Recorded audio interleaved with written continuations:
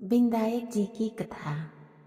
बोले श्री गणेश भगवान की जय। एक अंधी बुढ़िया माई के बेटा बहू थे।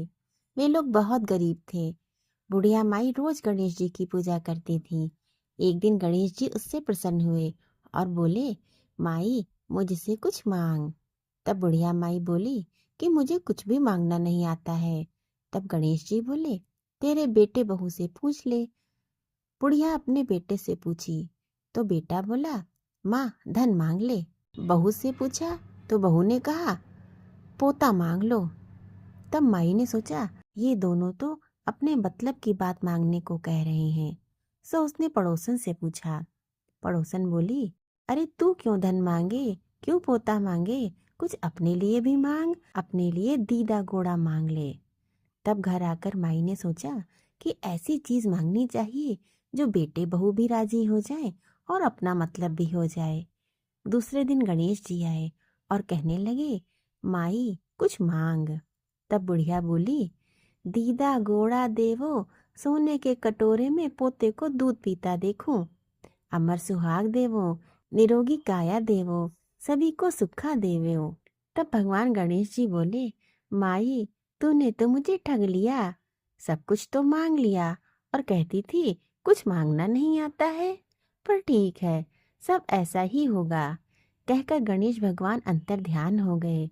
बुढ़िया माई के वैसा ही सब कुछ हो गया जैसा उसने मांगा था। हे गणेश जी महाराज, जैसा माई को दिया है वैसा ही सबको देना। बोलो श्री विनायक जी महाराज की जय। श्री गणेश भगवान की जय। गणेश जी की कथाओं में मेढक मेढकी की कथा बहुत प्रसिद्ध है। कार्तिक मास में इस कथा को सुनने का विशेष महत्व है। आज हम आपको मेढक व मेढकी की कथा सुनाने जा रहे हैं। एक समय की बात है, एक मेढक व मेढकी का जोड़ा था। इनमें से मेढकी हमेशा भगवान विनायक यानी गणेश जी की पूजा अर्चना करती थी। उन्हीं का नाम हर समय जपती रहती थी। यह देखकर मेढक को गुस्सा आता। एक बार मेढक ने गुस्से में मेढकी से कहा, तू पापी है जो हर समय पर पुरुष का नाम लेती रहती है। इस पाप को करना बंद कर। मेढक ने धमकी भी दी, यदि आज के बाद विनायक जी का नाम लिया तो मैं उसका सिर फोड़ दूंगा। मेढक की इस बात से गणेश जी उससे नाराज हो गए।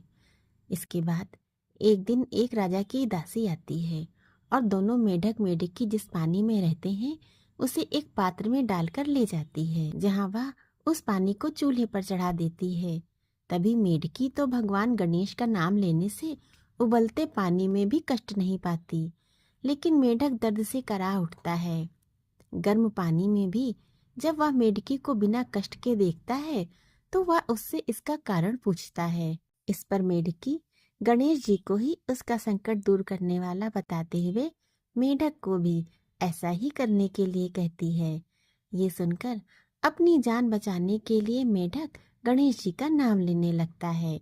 इससे गणेश जी प्रसन्न हो जाते हैं। कुछ देर में ही दो सांड लड़ते हुए वहां पहुंचते हैं और चूल्हे पर चढ़े पानी के पात्र को गिरा देते हैं, जिससे मेढक व मेढकी दोनों उस संकट से मुक्त होकर नदी में गिर जाते हैं। कथा के अंत में सबके साथ ये कहा जाता है कि गणेश जी महाराज ने जिस तरह मेढक व मेढकी का संकट दूर किया, वैसे ही वे सबका संकट हरे। बोलिए श्री गणेश भगवान की जय।